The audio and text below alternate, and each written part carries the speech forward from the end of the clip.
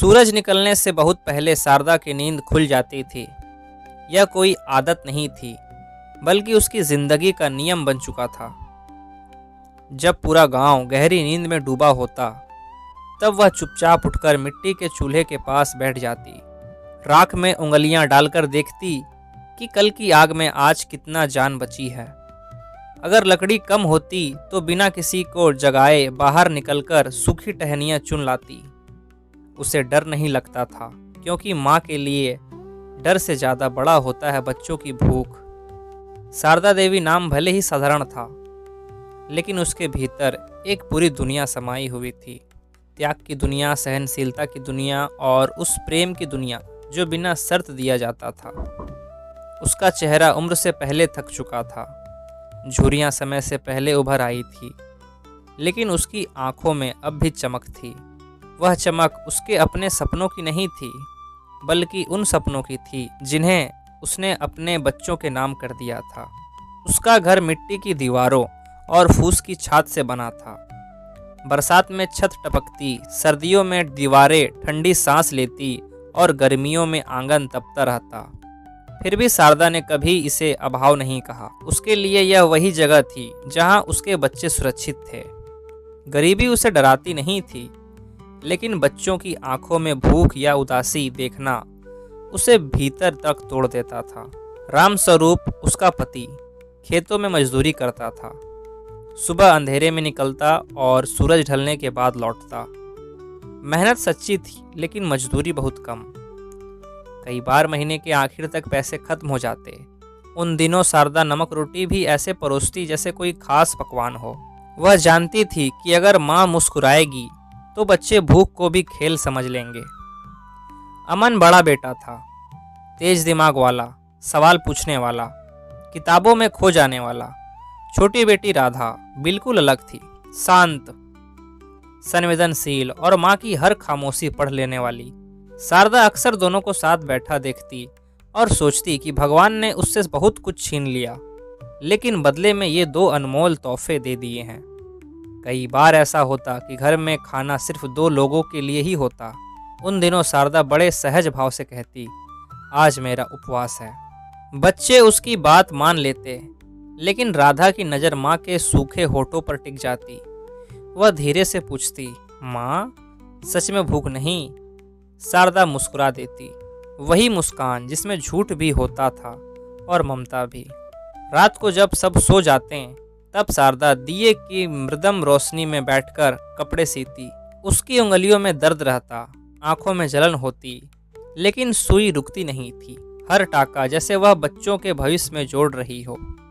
उसे लगता था कि अगर सिलाई ढीली पड़ गई तो कहीं उनके सपने भी उखड़ न जाए। अमन जब स्कूल जाने लगा तो मास्टर जी ने एक दिन शारदा से कहा कि इस लड़के में आगे पढ़ने की पूरी काबिलियत है। शारदा ने सिर झुका लिया। उसके मन में खुशी भी थी और डर भी। खुशी इसलिए कि उसका बेटा कुछ बन सकता है, और डर इसलिए कि पढ़ाई का खर्च वह कैसे उठाएगी। उस रात उसने ज्यादा कुछ सोचा नहीं, बस दिल में एक फैसला कर लिया, चाहे जो हो जाए अमन पढ़ेगा। उस फैसले के बाद शारदा ने अपने शरीर से उसकी हैसियत से ज्यादा काम लेना शुरू कर दिया।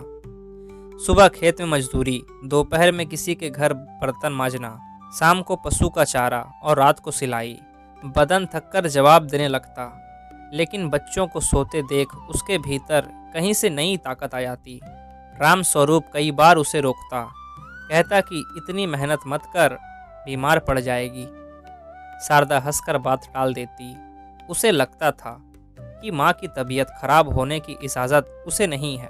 उसे नहीं पता था कि वह अपने ही शब्दों से खुद को धोखा दे रही है। राधा माँ के सबसे करीब थी। वह देखती थी कि माँ नए कपड़े कभी नहीं लेती। मेले में जाती तो बच्चों के लिए चूड़ियाँ, खिलौने, मिठाइयाँ, लेकिन खुद के लिए कुछ नहीं। एक दिन राधा ने मासूमियत से पूछ लिया, माँ को कुछ पसंद नहीं आता क्या? शारदा ने उसका माथा चूम लिया और कहा कि उसे उसके बच्चे ही सबसे ज़्यादा पसंद हैं। समय बीतता गया, अमन की किताबें बढ़ती गई और शारदा के चेहरे की झुर्रियाँ भी। हर नई कक्षा के साथ खर्च बढ़ता गया। एक रात शारदा देर तक जागती रही। उसकी नज़र अलमारी में रखे अपने गहनों पर टिक गई। शादी की आखिरी निशानी।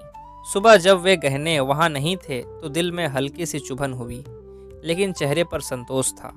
जब अमन को शहर के कॉलेज में दाखिला मिला तो शारदा की आंखों में गर्व के आंसू थे। साथ ही एक डर था, दूरी का डर, अकेलेपन का डर। लेकिन उसने उन भावनाओं को अपने भीतर दबा लिया। उसे लगता था कि माँ का काम रास्ता बनाना होता है, चाहे उस रास्ते पर वह खुद ना चल पाए। अमन के जाने के बाद घर अजीब तरह से सूना हो गया। शारदा बार बार उसके कमरे में जाती, कभी किताबें सीधी करती, कभी बिस्तर। दरअसल वह अपनी आदतों को समेट नहीं पा रही थी। शहर से आया पहला खत उसने कई बार पढ़ा और सिरहाने रख लिया, जैसे बेटा शब्दों में लौट आया हो। इधर शारदा की तबीयत धीरे धीरे बिगड़ने लगी। सीने में दर्द, सांस का भारी होना, चक्कर आना। लेकिन उसने किसी को कुछ नहीं बताया। उसे डर था कि अगर वह बीमार पड़ गई तो घर कैसे चलेगा। माँ की बीमारी भी परिवार की जिम्मेदारी बन जाती है और शारदा किसी पर बोझ नहीं बनना चाहती थी। राधा बड़ी हो रही थी, उसकी शादी की बातें शुरू हो गई थी। शारदा हर बार मुस्कुरा देती, लेकिन भीतर हिसाब लगाने लगती, पैसों का, गहनों का और अपनी बची हुई ताकत का। उसे लगता था कि वक्त कम है और जिम्मेदारियां बहुत ज़्यादा। एक दिन खेत में काम करते हुए शारदा अचानक बैठ गई। आंखों के सामने अंधेरा छा गया। गांव की औरतें घबरा गई। किसी ने पानी छिड़का, किसी ने सहारा दिया। शारदा उठी और बस इतना बोली कि थकान है। उसने सच को फिर टाल दिया। उस रात दिए के सामने बैठकर उसने भगवान से कुछ नहीं मांगा, बस इतना कहा कि उसके बच्चों को कभी उसकी कमी महसूस ना हो। माँ की दुआओं में भी खुद का नाम नहीं होता। उसे नहीं पता था कि उसकी शरीर धीरे धीरे जवाब दे रहा है। उसे बस इतना पता था कि कल फिर उठना है, चूल्हा जलाना है और बच्चों के लिए रास्ता बनाना है। समय अब शारदा के लिए तेज चलने लगा था, जैसे उसे कहीं जल्दी पहुंचनी हो। सुबह उठते ही शरीर में जकड़न रहती, सांस गहरी लेनी पड़ती। सांस गहरी लेने पर सीने में दर्द उठता, लेकिन वह आईने में खुद को देखती भी नहीं थी। उसे डर था कि कहीं उसकी आंखों में कमजोरी ना दिख जाए। वह जानती थी कि घर में अगर माँ टूटेगी तो सब बिखर जाएगा। इसलिए वह हर सुबह वही पुरानी साड़ी पहनकर, वही मुस्कान ओढ़कर अपने काम में लग जाती। राधा की शादी की तारीख पास आती जा रही थी। रिश्तेदार आने लगे, बातें होने लगी, खर्चों की फहरिस्त बनती चली गई। शारदा हर बात ध्यान से सुनती, हर ज़रूरत को चुपचाप अपने भीतर दर्ज कराती। रात को जब सब सो जाते तब वह हिसाब लगाती, कितना बचा है, क्या बेचना पड़ेगा और कहाँ से कुछ और जुटाया जा सकता है। उसे अपने दर्द का हिसाब नहीं आता था, क्योंकि माँ अपने दुख को खर्च में नहीं गिनती। अमन शहर में नौकरी करने लगा था। उसकी आवाज़ फ़ोन पर पहले से ज़्यादा आत्मविश्वास से भरी होती, लेकिन माँ की आवाज़ अब भी वही रहती, धीमी, सीधी हुई, सुकून देने वाली।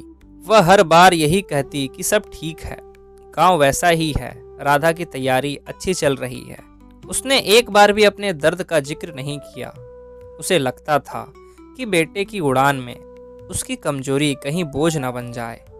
शादी के लिए गहनों की बात आई तो शारदा ने बिना किसी हिचक के अपने आखिरी कंगन भी बेच दिए।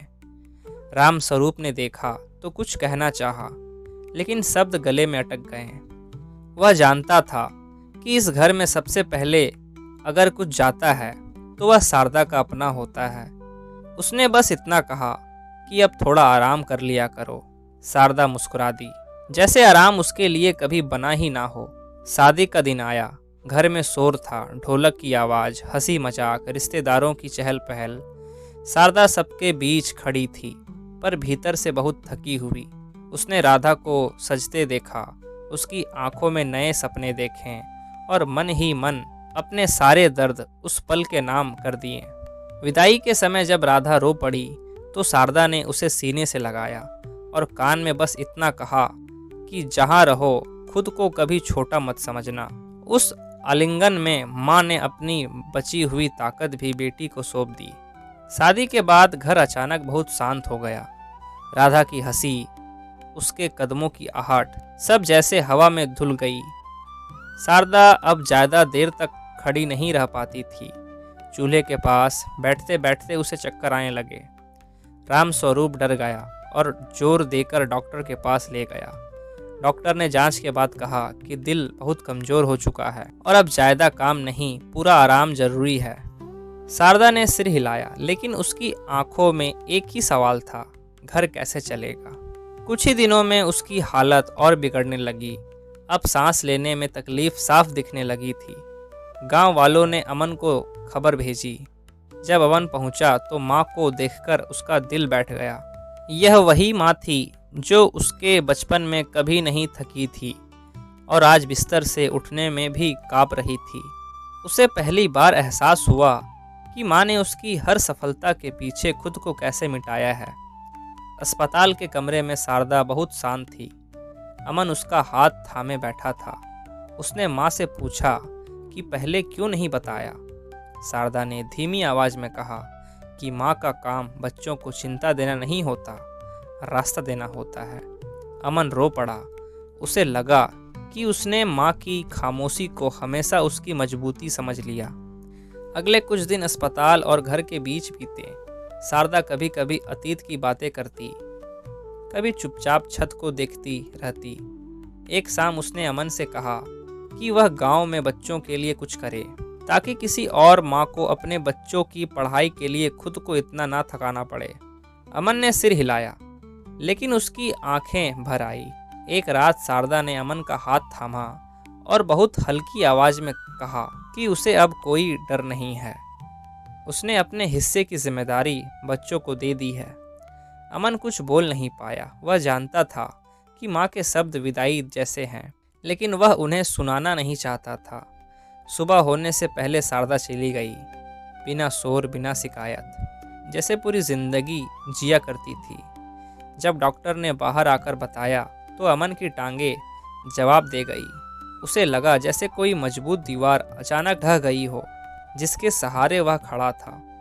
गांव में अंतिम संस्कार के दिन हर आंख नम थी। औरतें शारदा की अच्छाइयों की बातें कर रही थी, पुरुष उसके त्याग को याद कर रहे थे। अमन चुपचाप खड़ा था। उसे हर चेहरे में माँ की छवि दिख रही थी, हर उस औरत में जो अपने लिए नहीं, अपने बच्चों के लिए जीती है। दिन बीतते गए। अमन शहर लौट गया, लेकिन मन वहीं अटका रहा। उसने माँ के नाम पर गांव में एक छोटा सा स्कूल खुलवाया। उद्घाटन के दिन उसने दीवार पर लिखा, यह उन माताओं के नाम है जो खुद पीछे रहकर बच्चों को आगे बढ़ाती है। उस वाक्य में उसे माँ की आवाज़ सुनाई दी। अब जब भी अमन किसी बच्चे को पढ़ते देखता, उसे लगता कि माँ कहीं आसपास ही है, मुस्कुराती हुई, बिना कुछ कहे।